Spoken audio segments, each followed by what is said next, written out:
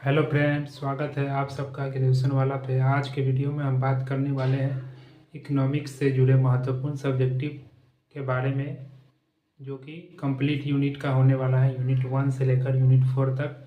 तो जिन्होंने भी सेमेस्टर फर्स्ट में इकोनॉमिक्स लिए हैं, चाहे वो एमजेसी में लिए हो, एमआईसी में या फिर एमडीसी में लिए हो, उनके लिए यह वीडियो महत्वपूर्ण होने वाला है। तो चलिए चारों यूनिट के सब्जेक्टिव को देखते हैं, यानी कि थ्योरी को देखते हैं कि क्या है।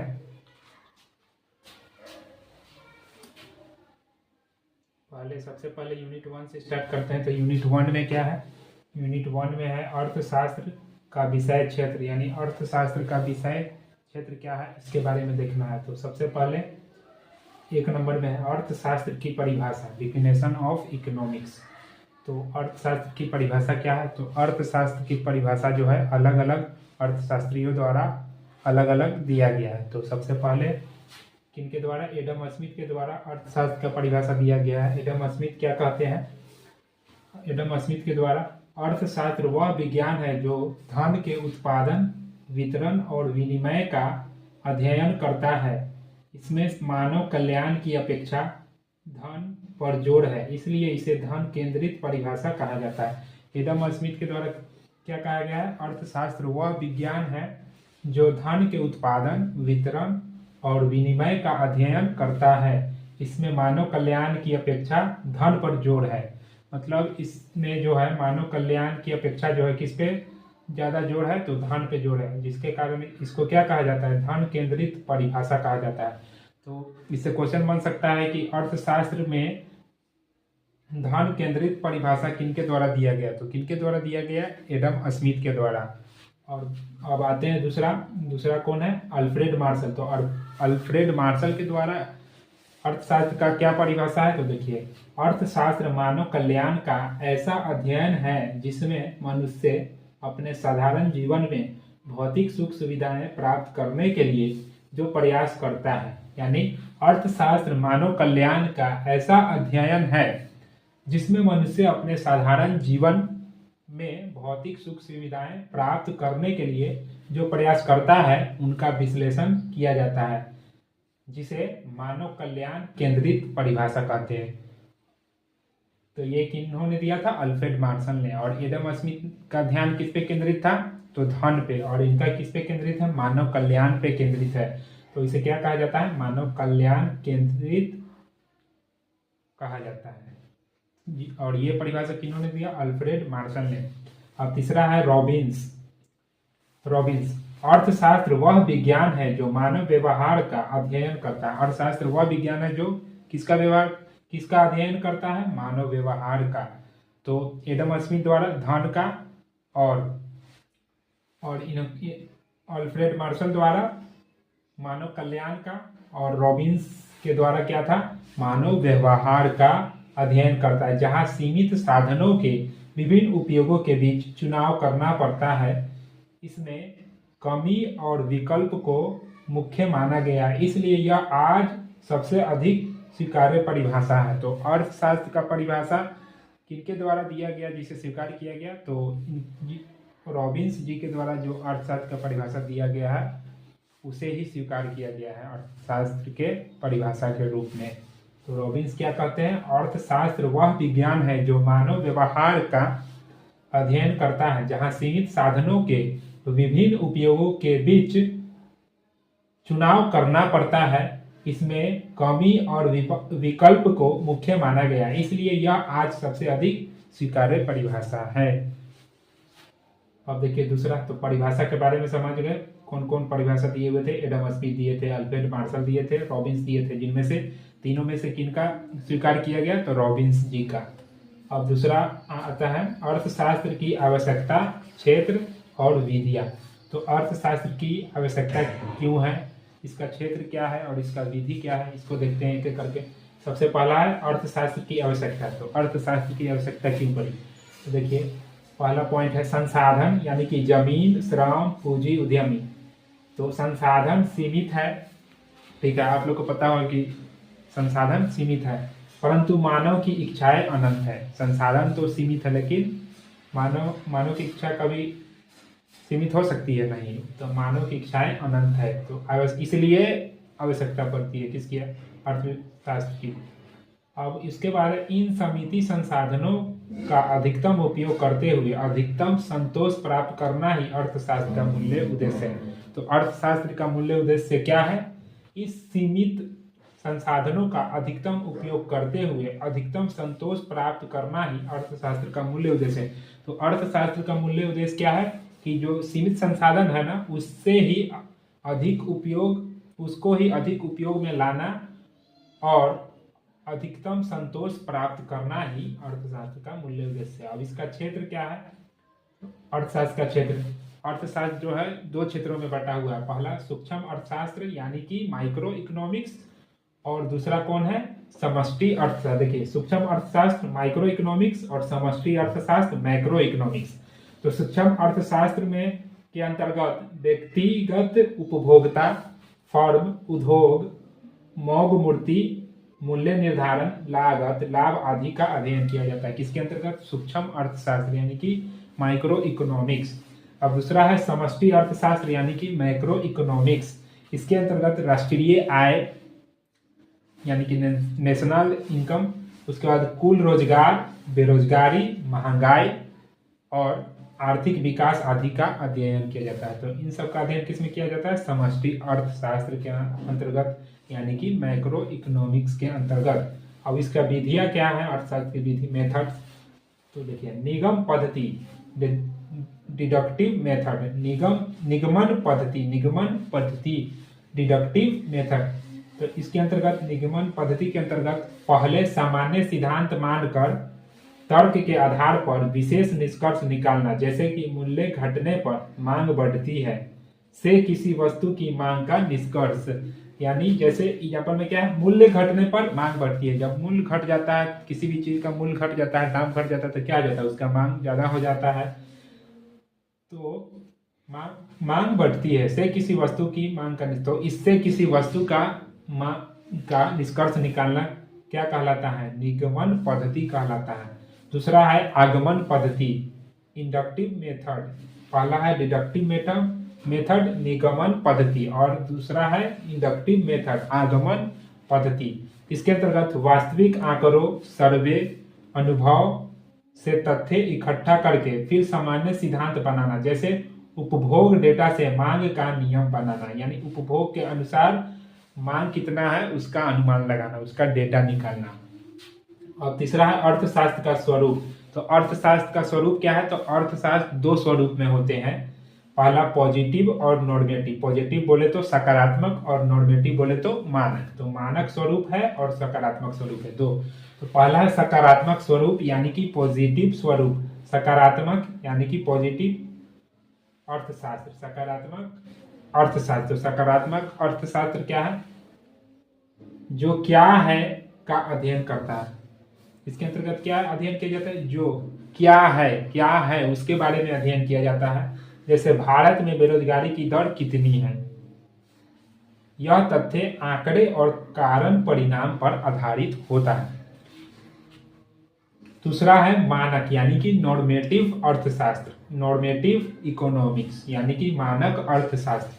जो क्या होना चाहिए, देखिए पॉजिटिव में क्या आता है? जो पॉजिटिव में क्या है? क्या है इसके बारे में। और मानक में क्या आता है? क्या होना चाहिए। क्या है किस में आता है? सकारात्मक अर्थशास्त्र में। और क्या होना चाहिए वो किस में आता है? मानक में। मानक अर्थशास्त्र यानी कि नॉर्मेटिव इकोनॉमिक्स में जो क्या है, क्या होना चाहिए पर चर्चा करता है। क्या है उस पर चर्चा करना क्या कहलाता है? सकारात्मक अर्थशास्त्र। क्या होना चाहिए इस पे चर्चा करना क्या कहलाता है? मानक अर्थशास्त्र कहलाता है। तो आप लोग समझ गए होंगे सकारात्मक अर्थशास्त्र क्या है और मानक अर्थशास्त्र क्या है। अब आगे आते हैं, इसमें मूल्य निर्णय शामिल होता है। किसमें? मानक अर्थशास्त्र में मूल्य निर्णय शामिल होता है, मूल्य का निर्धारण किया जाता है। अब चौथा है कमी और विकल्प की समस्या। तो अर्थशास्त्र में कमी क्या है और विकल्प की क्या समस्या है? तो केंद्रीय समस्या है। पहले क्या है? केंद्रीय समस्या है यानी कि सेंट्रल प्रॉब्लम। सेंट्रल प्रॉब्लम क्या है? कमी। कमी की वजह क्या है? संसाधन सीमित है। आप लोग को पता होगा कि संसाधन क्या है? सीमित है। इच्छाएं असीमित है, यानी कि इच्छाएं अनंत है। संसाधन तो सीमित है लेकिन इच्छाएं क्या है, अनंत है। इसलिए किसी भी समाज को यह तय करना पड़ता है कि उपलब्ध साधनों से कौन सी वस्तुएं कितना और कैसे बनाई जाए। इससे क्या निर्धारण किया जाता है कि समाज को यह तय करना पड़ता है कि उपलब्ध साधनों से कौन सी वस्तुएं कितना और कैसे बनाई जाए। और केंद्रीय समस्याएं को ध्यान से देखते हैं, यानी कि central problems of an economy, यानी कि अर्थशास्त्र में केंद्रीय समस्याएं क्या है। पहला, क्या उत्पादित किए जाए। सबसे बड़ा समस्या तो यह है कि क्या उत्पादित किया जाए, उपभोग वस्तुएं या पूंजी वस्तुएं। उपभोग करने वाले वस्तुओं को उत्पादित किया जाए या पूंजी वस्तुओं को उत्पादित किया जाए। कृषि को उत्पादित किया जाए या उद्योग या रक्षा या शिक्षा आदि को। उसके बाद कितना और किस तकनीक से उत्पादित किया जाए, जैसे कि श्रम प्रधान या पूंजी प्रधान तकनीक का चुनाव, ताकि लागत कम और उत्पादन अधिक हो। उसके बाद है किसके लिए उत्पादित किया जाए, तो किसके लिए उत्पादित किया जाए ये भी एक समस्या है। आय वितरण कैसा होगा, अमीर गरीब को कितना हिस्सा मिलेगा, इस सब का निर्धारण करना पड़ता है, जो कि क्या है, एक प्रकार का समस्या ही है। संसाधनों का पूर्ण उपयोग और आर्थिक विकास भी आधुनिक केंद्रीय समस्याओं में गिने जाते हैं। आधुनिक केंद्रीय समस्या में और क्या गिने जाते हैं, संसाधनों का पूर्ण उपयोग और आर्थिक विकास को भी केंद्रीय समस्याओं में गिना जाता है। उसके बाद है, अब यूनिट 1 खत्म हो गया। यूनिट 1 आप लोग समझ गए होंगे, अर्थशास्त्र क्या है, अर्थशास्त्र का विषय क्षेत्र समझ गए होंगे। उसके बाद यूनिट 2 में आते हैं। यूनिट 2 क्या है, यूनिट 2 है मांग और आपूर्ति प्लस उपभोक्ता का व्यवहार। मांग और आपूर्ति और उपभोक्ता का व्यवहार क्या है, इसके बारे में। पहला, मांग की अवधारणा व प्रकार। मांग की अवधारणा व प्रकार। मांग यानी कि डिमांड, किसी निश्चित अवधि में, मांग क्या है उसके बारे में देख रहे हैं। किसी निश्चित अवधि में निश्चित मूल्य पर और अन्य स्थितियां समान रहते हुए उपभोक्ता जिस मात्रा में वस्तु या सेवा खरीदने को सक्षम और इच्छुक हो उसे मांग कहते हैं। मांग किसे कहते हैं, किसी निश्चित अवधि में निश्चित मूल्य पर और अन्य स्थितियां समान रहते हुए उपभोक्ता जिस मात्रा में वस्तु या सेवा खरीदने को सक्षम और इच्छुक हो उसे मांग कहते हैं। केवल इच्छा मांग नहीं कहलाती जब तक भुगतान क्षमता न हो। हाँ, ये बात सही है कि मान लेते हैं हमारे मन में कोई नया चीज खरीदने का इच्छा हो रहा है, तो इच्छा से तो होगा नहीं, दुकान में जाएंगे तो क्या करना होगा कि हमको इच्छा है कि हमको एक नया फोन चाहिए, आप दे दीजिए, तो वो क्या दे देंगे, नहीं। हमको क्या करना होगा, उसके लिए कुछ भुगतान करना होगा, जो उसका राशि होगा उसको भुगतान करना पड़ेगा। तो इच्छा के साथ साथ क्या जरूरी है, भुगतान क्षमता, यानी कि हम उसको उतना भुगतान दे सकते हैं इस नए सामान को खरीदने के लिए। उसके बाद है प्रमुख प्रकार। मांग की प्रमुख प्रकार कौन है, पहला है व्यक्तिगत मांग, यानी खुद के लिए, इंडिविजुअल।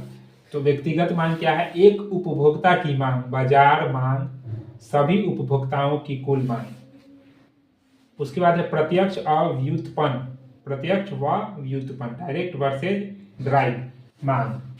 पूरक वस्तुओं की मांग जैसे चाय और चीनी, प्रतिस्थापक जैसे चाय और कॉफी।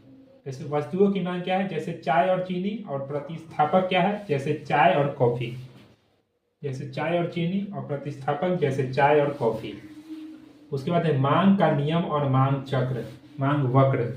मांग का नियम और मांग वक्र क्या है, तो मांग का नियम क्या है, लॉ ऑफ डिमांड। अन्य सभी कारक समान रहने पर किसी वस्तु का मूल्य घटने पर उसकी मांग बढ़ती है और मूल्य बढ़ने पर मांग घटती है। अर्थात मूल्य और मांग में उल्टा संबंध होता है। क्या होता है, मूल्य और मांग में कैसा संबंध होता है, व्युत्क्रमानुपाती होता है। व्युत्क्रमानुपाती यानी उल्टा संबंध होता है, इनडायरेक्टली होता है। कौन, अर्थात मूल्य और मांग एक दूसरे के क्या है, अर्थात मूल्य और मांग एक दूसरे के क्या है, व्युत्क्रमानुपाती है। तो क्या कर रहा है, मांग का नियम क्या है, अन्य सभी कारक समान रहने पर किसी वस्तु का मूल्य घटने पर उसकी मांग बढ़ती है। आमतौर पर यही देखा जाता है कि अगर किसी वस्तु का मूल्य बढ़ जाता है तो क्या होता है, उसको लोग नहीं खरीद पाते हैं। जिसके पास अगर ज़्यादा पैसा है वो उसको खरीद सकते, वही खरीदते हैं। और जो मिडिल क्लास में आते हैं और उसका सामान का दाम बढ़ जाता है तो क्या वो खरीदते नहीं, उसकी मांग घट जाती है। यानी कि उसका जैसे ही उस वस्तु का क्या बोलते हैं, मूल्य घट जाता है, वैसे ही क्या होता है, मांग बढ़ने लगता है। तो सभी लोग उसको लेने के लिए सोचने लगते हैं। तो यही है मांग का नियम। मांग सारणी यानी डिमांड शेड्यूल बनाकर विभिन्न कीमतों पर मांग की मात्रा लिखी जाती है। इन्हें ग्राफ पर दर्शाने से मांग वक्र नीचे ढलान वाला दिखता है, जो के कारण जो डिमाइसिंग मार्जिनल यूटिलिटी के कारण होता है। अब तीसरा है मांग के नियम के अपवाद। मांग के नियम के अपवाद क्या है, यानी कि एक्सेप्शन क्या है। इसमें भी एक्सेप्शन है। गिफन वस्तुएं मतलब अत्यंत निम्न आय वर्ग द्वारा प्रयुक्त इंफेरियर वस्तुएं जिनका मूल्य बढ़ने पर भी कुछ समय तक मांग घटती नहीं बल्कि बढ़ सकती है, जैसे बहुत सस्ता आटा या मोटा अनाज। क्या कह रहा है, अत्यंत निम्न आय वर्ग द्वारा प्रयुक्त इंफेरियर वस्तुएं जिनका मूल्य बढ़ने पर भी कुछ समय तक मांग घटती नहीं बल्कि बढ़ सकती है, जैसे बहुत सस्ता आटा या मोटा अनाज। उसके बाद प्रतिष्ठा सूचक वस्तुएं दिखावे और प्रतिष्ठा के लिए खरीदी जाने वाली वस्तुएं, महंगी कार, हीरे जवाहरात, लोग इन्हें ऊंची कीमत पर ही स्टेटस सिंबल के रूप में खरीदना पसंद करते हैं। तो क्या होता है, ऐसे भी लोग होते हैं जो दिखावे के लिए करते हैं। अगर उस सामान का दाम कम है तो उसको नहीं खरीदेगा, उसी सामान का दाम दुगुना तीन गुना हो जाएगा तो वो दिखाने के लिए कि हम इतना दाम में खरीदे हैं उसको खरीद लेंगे। तो वो क्या कहलाता है, प्रतिष्ठा सूचक वस्तुएं। मतलब उसमें क्वालिटी हो नहीं हो, क्वालिटी कम दाम वाला ही हो, लेकिन अगर उसका प्राइस दुगुना हो गया तीन गुना हो गया तो दिखावे के लिए कि हम इतना में खरीदे हैं वो खरीद लेते हैं। तो वही होता है प्रतिष्ठा सूचक वस्तुएं। स्टेटस सिंबल, स्टेटस को दिखाने के लिए कि हाँ मेरा ये स्टेटस है, हम इतना महंगा चीज खरीद सकते हैं, क्वालिटी से मतलब नहीं। उसके बाद मांग के निर्धारक। चौथा है मांग के निर्धारक, स्थिर और गतिशील मांग। मांग के निर्धारक में कितने प्रकार होते हैं, स्थिर मांग और गतिशील मांग। मुख्य निर्धारक, वस्तु का अपना मूल्य, उपभोक्ता की आय, संबंधित वस्तुओं के मूल्य, स्वाद, रुचि, विज्ञापन, भविष्य की अपेक्षाएं, जनसंख्या आदि। इन कारकों में परिवर्तन से डिमांड कर्व दाएं या बाएं शिफ्ट करता है। स्थिर मांग क्या है, स्थिर मांग क्या है, समय आधार को स्थिर मानकर एक ही अवधि की मांग का अध्ययन। यानी समय आधार को स्थिर मानकर एक ही अवधि की मांग का अध्ययन क्या कहलाता है, स्थिर मांग कहलाता है, स्टैटिक डिमांड कहलाता है। उसके बाद गतिशील मांग क्या होता है, यानी कि डायनेमिक डिमांड क्या होता है, समय के साथ साथ मांग में परिवर्तन। समय के साथ साथ क्या होता है, मांग में परिवर्तन होते जाता है। कभी मांग कम होता है, कभी मांग ज्यादा होता है, लेकिन स्थिर में क्या होता है, मांग हमें लगभग सेम रहता है हर परिस्थिति में। जैसे कि ट्रेंड, ग्रोथ, सीजनल पैटर्न आदि का अध्ययन। उसके बाद आपूर्ति की अवधारणा और नियम। आपूर्ति की अवधारणा और नियम क्या है, आपूर्ति क्या है, सप्लाई। किसी निश्चित अवधि और निश्चित मूल्य पर उत्पादक जिस मात्रा में वस्तु सेवा को बाजार में बेचने की इच्छा और क्षमता रखता है उसे आपूर्ति कहते हैं। तो आपूर्ति किसे कहते हैं, किसी निश्चित अवधि और निश्चित मूल्य पर उत्पादक जिस मात्रा में वस्तु या सेवा को बाजार में बेचने की इच्छा और क्षमता रखता है उसे आपूर्ति कहते हैं। उसके अब बात करते हैं आपूर्ति का नियम। अन्य स्थितियां समान रहने पर वस्तु की कीमत बढ़ने पर उसकी आपूर्ति बढ़ती है और कीमत घटने पर आपूर्ति घटती है, अर्थात मूल्य और आपूर्ति में सीधा संबंध होता है। आपूर्ति का नियम में क्या होता है, मूल्य और आपूर्ति में क्या होता है, सीधा संबंध होता है। और इससे पहले जो हम देखे थे उसमें क्या था, उल्टा संबंध होता है। यहाँ पे कहाँ पे देखे थे, अच्छा हाँ, तो क्या है, हाँ, आपूर्ति का नियम के अंतर्गत क्या होता है, मूल्य और आपूर्ति में सीधा संबंध होता है, यानी कि डायरेक्टली प्रोपोर्शनल होता है। तो छठा है मांग और आपूर्ति का संयुक्त संतुलन। मांग और आपूर्ति का संयुक्त संतुलन क्या है, मार्केट इक्विलिब्रियम क्या है। बाजार संतुलन क्या होता है, वह बिंदु है जहां बाजार संतुलन वह बिंदु है जहां मांग वक्र और आपूर्ति वक्र एक दूसरे को काटते हैं। यहाँ मांग की मात्रा बराबर आपूर्ति की मात्रा होती है और इसी पर संतुलित मूल्य और मात्रा तय होती है।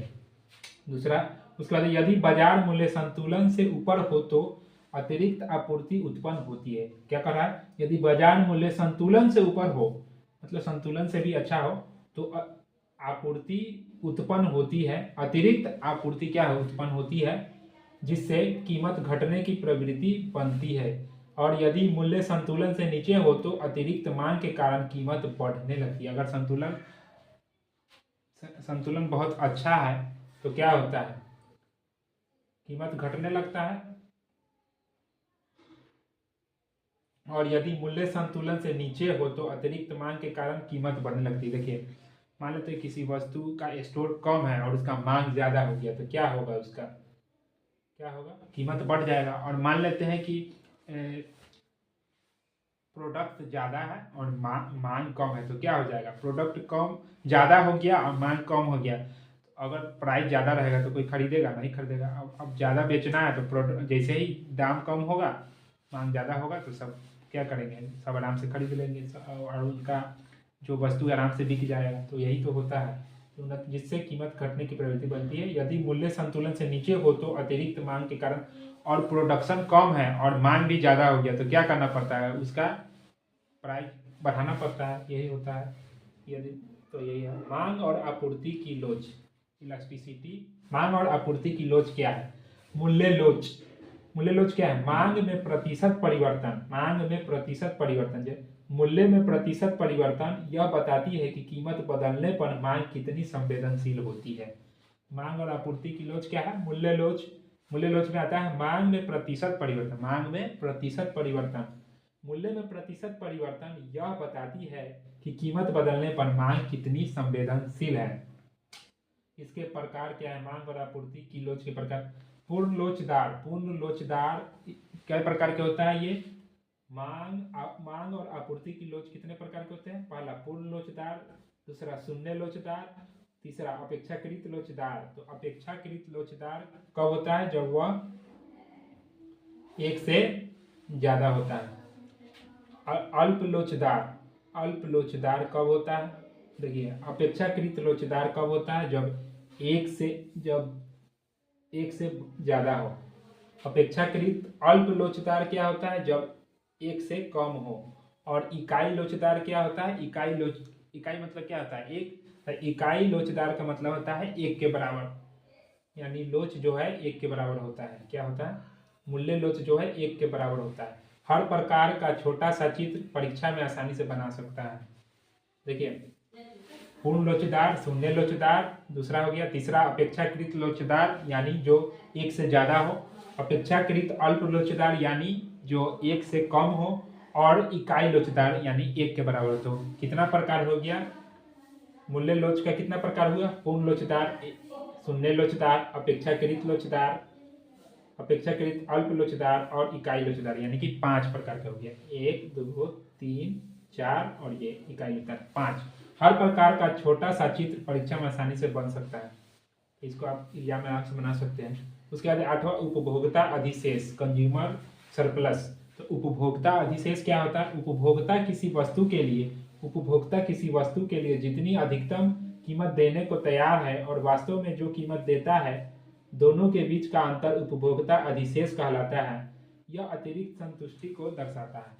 उसके बाद है मांग वक्र के नीचे और बाजार मूल्य रेखा के ऊपर का क्षेत्र कंज्यूमर सरप्लस दिखाता है। प्रतिस्पर्धा या मूल्य कटौती से यह आमतौर पर बढ़ जाता है।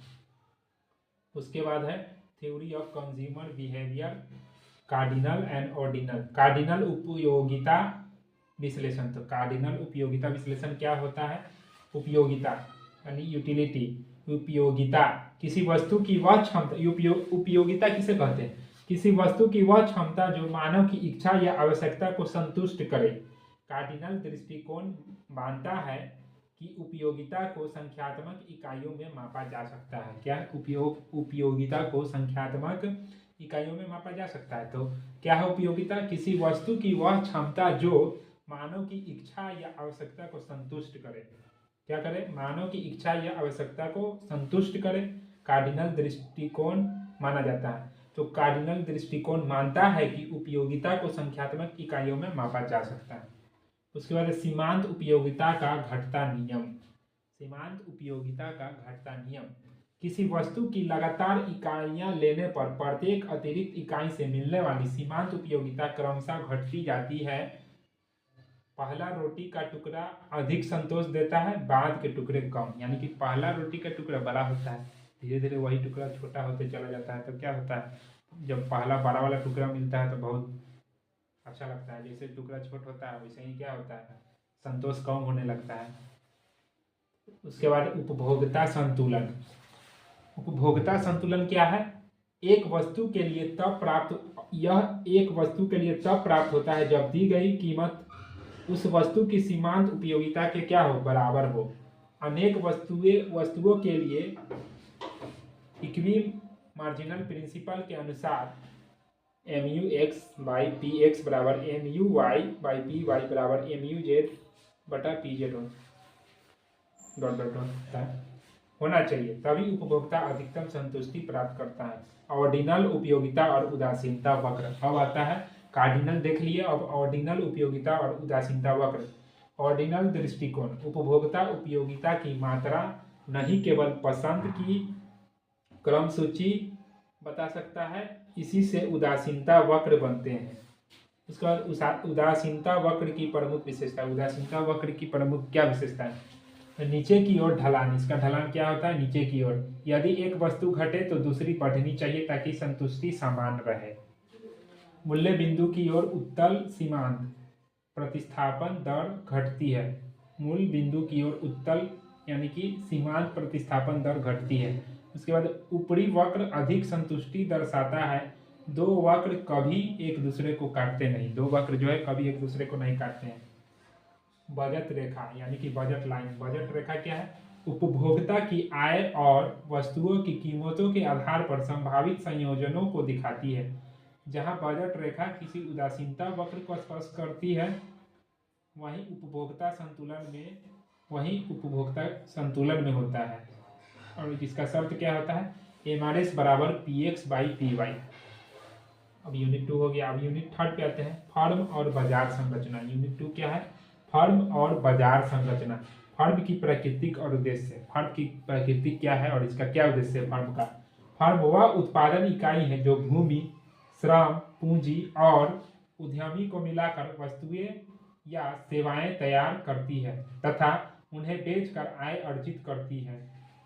आधुनिक सूक्ष्म अर्थशास्त्र में फर्म को निर्णय निर्माता इकाई माना जाता है। फर्म को क्या माना जाता है, निर्णय निर्माता इकाई माना जाता है। अर्थशास्त्र, आधुनिक सूक्ष्म अर्थशास्त्र में फर्म को निर्णय निर्माता इकाई माना जाता है। तो फर्म वह उत्पादन इकाई है। फर्म क्या है, वह उत्पादन इकाई है जो भूमि, श्रम, पूंजी और उद्यमी को मिलाकर वस्तुएं तथा सेवाएं तैयार करती है तथा उन्हें बेचकर आय अर्जित करती। क्या करती, उद्यमी को मिलाकर वस्तु और सेवाएं तैयार करती है तथा उन्हें बेचकर आय अर्जित करती है। आधुनिक सूक्ष्म अर्थशास्त्र में फर्म को निर्णय निर्माता माना जाता है। तो फर्म को निर्णय निर्माता किस में माना जाता है, तो आधुनिक सूक्ष्म अर्थशास्त्र में माना जाता है। फर्म को निर्णय निर्माता इकाई माना जाता है। उसके बाद पारंपरिक उद्देश्य अधिकतम लाभ। इसका पारंपरिक उद्देश्य क्या है, पारंपरिक उद्देश्य क्या है, अधिकतम लाभ। क्या है इसका पारंपरिक उद्देश्य, अधिकतम लाभ है। पर आधुनिक लेखकों ने बिक्री अधिकतम, वृद्धि अधिकतम, बाजार हिस्सेदारी, दीर्घकालीन अस्तित्व और सामाजिक कल्याण को भी फर्म के महत्वपूर्ण उद्देश्य बताया। सामाजिक कल्याण के क्षेत्र में भी फर्म का उद्देश्य बताया है। उसके बाद आर्थिक गतिविधि का संगठन और फर्म संतुलन। आर्थिक गतिविधि का संगठन और फर्म संतुलन। फर्म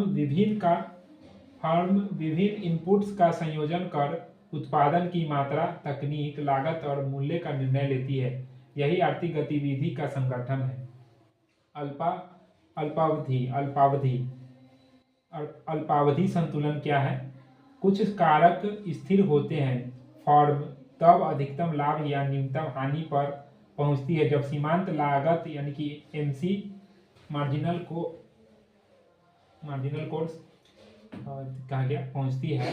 जब सीमांत लागत बराबर सीमांत आय हो और एमसी और एमआर को नीचे से काटे, एमसी एमआर को नीचे से काटे, तो क्या कह रहा है, फर्म तब अधिकतम लाभ या न्यूनतम हानि पर पहुंचता है, फर्म तब अधिकतम लाभ या न्यूनतम हानि पर पहुंचता है जब सीमांत लागत सीमांत आय के बराबर हो जाए।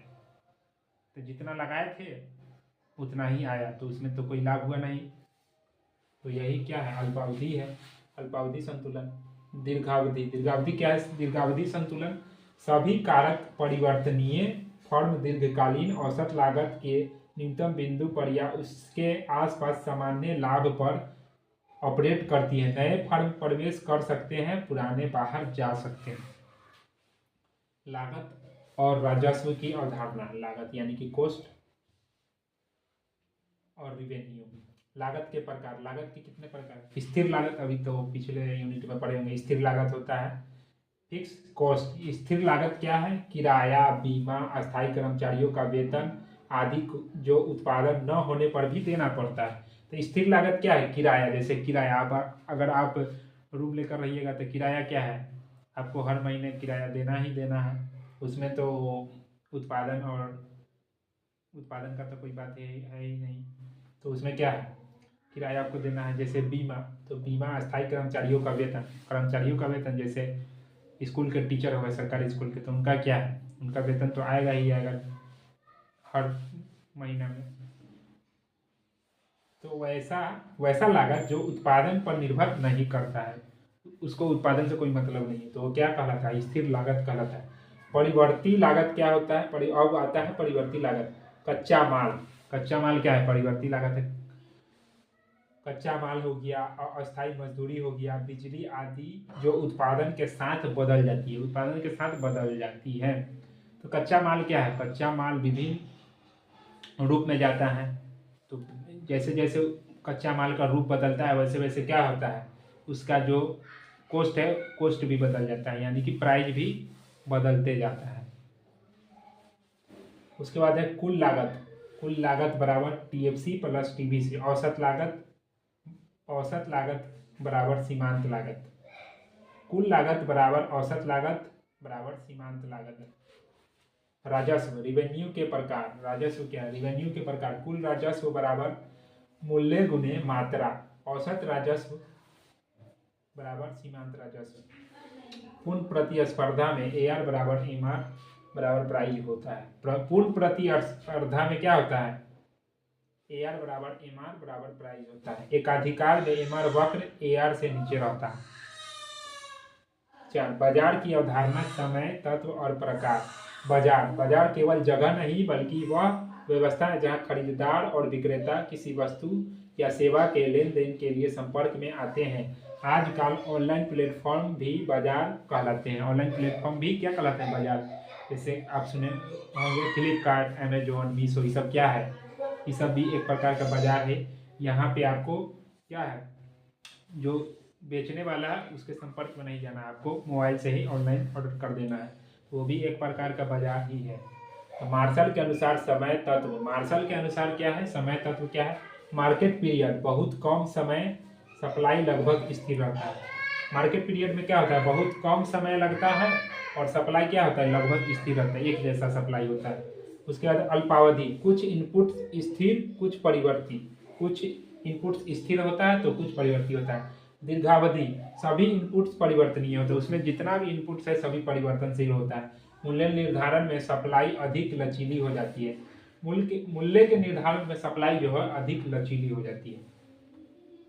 उसके बाद विभिन्न बाजार संरचना और उनकी विशेषताएं। तो पूर्ण प्रतिस्पर्धा, बहुत बड़ी संख्या में खरीदार विक्रेता, पूर्ण ज्ञान, प्रत्येक फर्म प्राइस टेकर होती है। दीर्घावधि में केवल नॉर्मल प्रॉफिट, AR बराबर MR बराबर P, MC बराबर MR बिंदु पर आउटपुट तय होता है।